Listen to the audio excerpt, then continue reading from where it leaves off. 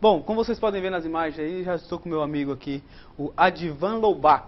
Advan Loubach, eu até estava comentando com ele em off aqui, que eu confundo o nome dele com o Advan da Cultura, lá da Prefeitura, que também é um parceirão meu aí. Apesar que o nome dele não é Advan, é Edivan, né? Mas a gente acaba confundindo, porque a gente tem muito contato com ele.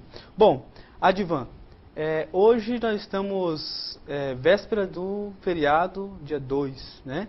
E essa entrevista é para a gente falar sobre o Dia dos Finados. Qual o comportamento que devemos ter, qual a diferença dos católicos para os evangélicos, né? Mas antes de tudo isso, eu gostaria que você se apresentasse. Quem é Advan? Então, antes de tudo, né? Bom dia, Leandro, boa tarde, e a todos que estão nos ouvindo. Meu nome é Advan Loubach, eu sou missionário da Igreja Presbiteriana, aqui em Rolim de Moura, desde 2010, na região. E aqui estou à disposição, né? De todos que puderem saber sobre essa questão, né? A gente dá a nossa opinião, né, da Igreja Presbiteriana sobre a questão do Dia dos Finados. Ok. E de antemão já agradeço, porque foi bem em cima da hora, né? Mas o Advan logo se prontificou e já falou, não, então vamos fazer sim, já trouxe até material para a gente estar conversando agora. Então a gente agradece imensamente, porque é isso que a gente precisa, né? Não só nós da TV aqui, mas a população, as pessoas, os profissionais aparecerem, mostrarem, né, os seus conhecimentos, os seus trabalhos. Bom, então vamos para o nosso assunto hoje. Nosso assunto hoje é Dia dos Finados. Previamente, o que você já tem para falar para a gente? Então, antes de seguir, eu gostaria de mostrar o seguinte. Para o cristianismo, esse assunto é um assunto muito antigo, né, a questão do Dia dos Finados. Há uma divergência bem grande entre o pensamento católico romano, e o pensamento dos evangélicos em geral, né? Isso já tem muitos anos, inclusive, eu creio que é do conhecimento da maioria. Ontem completou exatamente 500 anos que teve a reforma. Então há um pensamento católico que segue numa direção, e há um pensamento bem diferente desse pensamento católico, o pensamento reformado, do protestante, que os evangélicos adotam. Então veja bem, essa divergência começa lá pelo século V, quando começou a ser introduzido na igreja cristã, no cristianismo, a oração pelos mortos. Isso veio da própria população, influenciado por outras religiões da época. Isso veio entrando, veio minando dentro da igreja, e depois de muitos anos e séculos, a igreja começou a adotar isso como dogma, como doutrina. Inclusive, outros dogmas surgiram, como por exemplo a doutrina do purgatório, que os protestantes não concordam, mas que existe no meio católico, que reforça uma ideia bem forte, que eu pretendo explicar rapidamente. Por exemplo, por que interceder pelos mortos? Então, no ponto de vista católico, há um lugar em que aquelas pessoas que não foram diretamente para o céu, né, e também não foram para o inferno, vão ficar no meio termo chamado purgatório, e outros nomes que podem dar, e que essas pessoas que estão sofrendo precisam das nossas intercessões. Nós precisamos orar por elas para que elas possam sair de lá. E por outro lado, na contramão, né, na via, existe também no ponto de vista do catolicismo a ideia de que eles também, as pessoas que estão no céu, né, aqueles que foram santos aqui na terra, ou que tiveram a vida mais santa, eles podem também interceder em favor dos vivos. E isso é um ponto de divergência muito grande, crucial, que inclusive é um dos assuntos, um dos temas que provocou a reforma. Então, para o protestante, não há purgatório. Então, as almas daqueles que foram salvos, que são salvos, vão diretamente para Cristo, né? Juntamente com Deus, assim também aqueles que estão perdidos. Não há um meio termo. Então, não há essa possibilidade, nem muito menos a necessidade, né? Nem a necessidade, nem a possibilidade de intercedermos em favor dos mortos. Aquele que morreu de acordo com o nosso pensamento. Hebreus 9, 27 diz que aos homens está ordenado morrerem uma única vez, vindo após o juízo.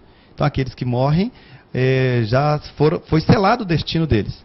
Ou já estão salvos, ou já estão perdidos, então não há por que interceder por eles. E o contrário também é verdade. Aqueles que já estão salvos não têm condição, eles não têm essa prerrogativa de interceder pelos vivos. Nós cremos que somente Cristo, né, intercede por nós. Então, com essa fala, o senhor quer dizer que assim, não é uma briga, não é nada contra, mas é uma divergência entre os católicos e os cristãos, né? Os evangélicos, vamos dizer assim. Sim, é uma divergência muito antiga. Na verdade, isso já provocou muitas discussões, inclusive muitas brigas, que é o nome que você usou, mas há um respeito, né? A gente respeita a opinião dos católicos, e muitos fiéis são amigos, né, que pensam daquela forma. Então, com a nossa visão, nós acreditamos o seguinte: nós temos um respeito por aqueles que morreram, um respeito em relação ao nome, né, a honra dos nossos entes queridos. Também nós temos um respeito em relação ao túmulo, ao local de sepultamento. Inclusive, um dia nós vamos também para lá. Então, nós temos esse respeito, essa conservação com o local.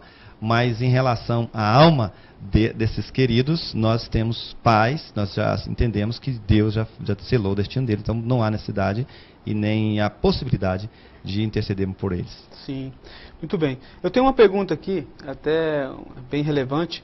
Qual a importância do Dia de Finados para o cristianismo?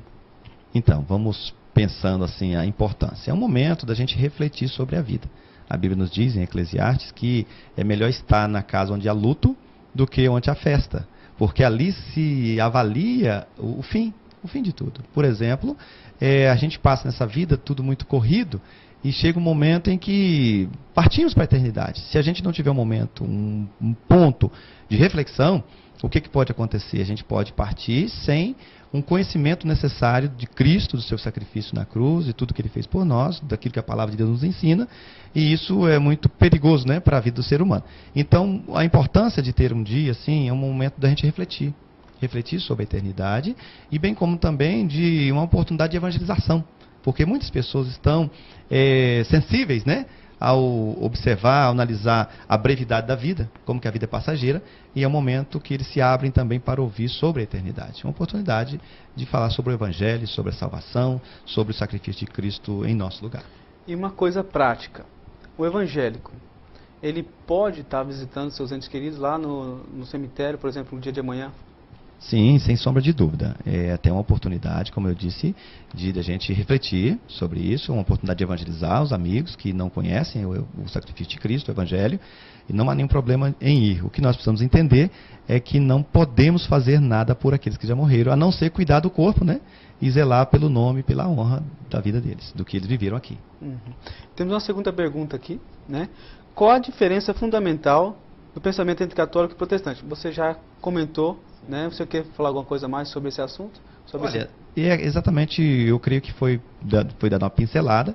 Como é um assunto muito profundo, sim, teria muito o que dizer. Mas a pincelada básica tem a ver com a realidade do purgatório, e no ponto de vista deles, da realidade não, da visão deles de purgatório, certo, né? E do ponto de vista deles em relação à necessidade de interceder por eles. E a possibilidade deles, ou daqueles que estão no céu, vamos dizer assim, interceder por nós.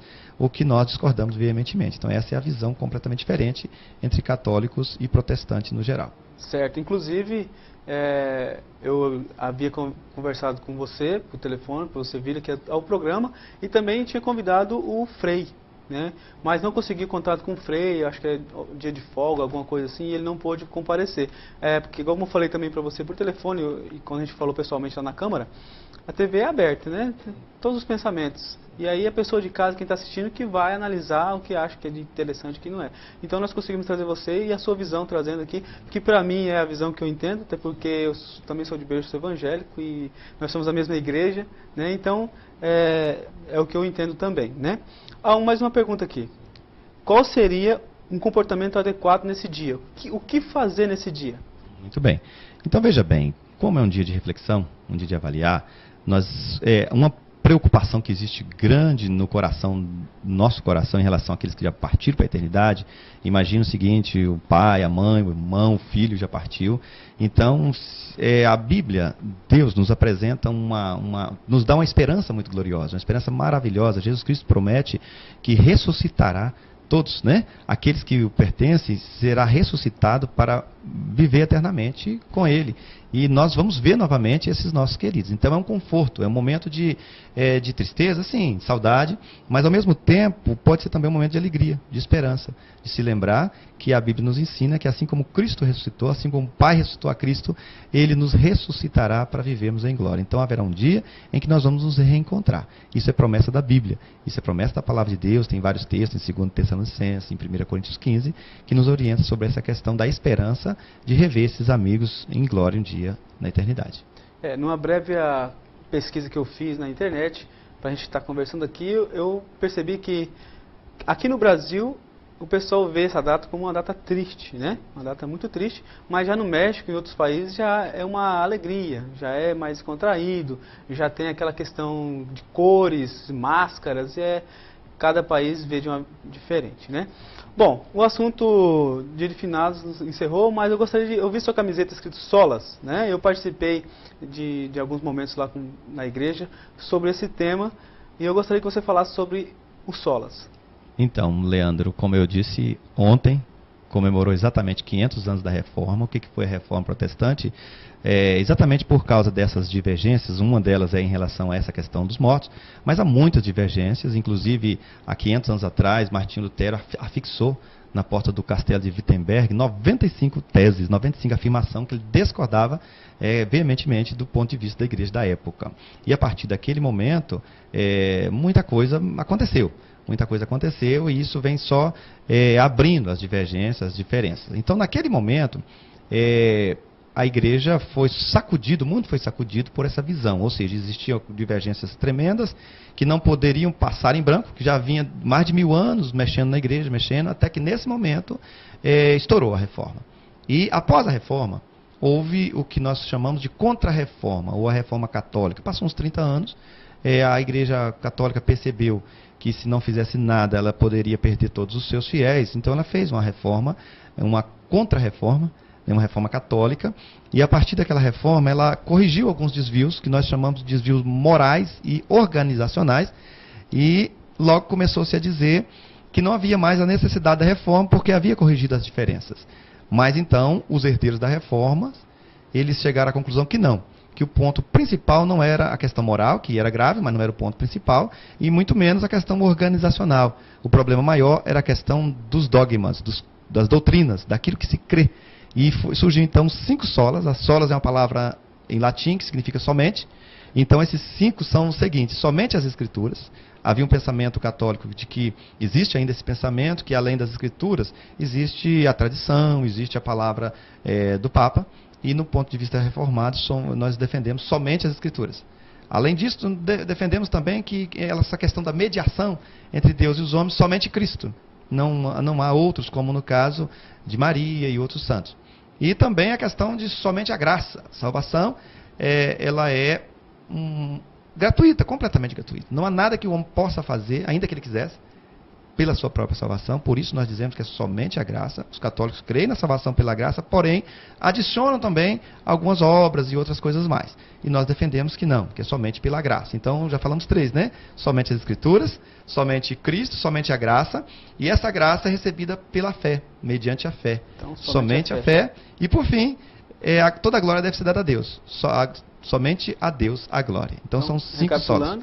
Somente as Escrituras, somente Cristo, somente a graça, somente a fé e glória somente a Deus. Então o homem não pode receber nada, nenhum tipo de glória em relação à sua salvação, porque ela é única e exclusivamente uma ação, uma obra de Deus para com o ser humano. Não dá obra para que ninguém se glorie, né? Exatamente, Efésios 2:9. Bom, então nós encerramos a nossa entrevista e eu gostaria que você desse suas considerações finais e falando da igreja, local da igreja, horários de cultos, para a gente estar convidando o pessoal também que quiser comparecer, né, no domingo à noite lá, que é bem interessante. Então, antes de tudo, eu quero agradecer, né, pela oportunidade e quero estender o nosso convite. Eu sou membro da Igreja Presbiteriana, sou missionário, nossa igreja fica em frente ao posto Miriam 2, Igreja Presbiteriana do Brasil, e nós vamos ter uma honra, vai ser uma honra muito grande ter muitas pessoas com a gente para poder glorificar a Deus, para poder aprender mais de Deus, e muitos poderão até ensinar também o que eles sabem, e isso vai ser um privilégio enorme para a nossa igreja. Muito obrigado, né, por essa participação. Obrigado, Adivan. E a casa está aberta, está à disposição. Desculpa. Nós temos um programa gospel aqui com o Fraga. Né, vou estender o seu nome, o seu telefone, o seu contato para o Fraga, para que ele entre em contato com você, com o pastor Robson, que também faz parte da igreja, para que você entre em consenso e faça o programa com ele também, que é bem bacana, um programa no sábado aqui, tá bom? Então vamos para um rápido intervalo e já voltamos com mais informações.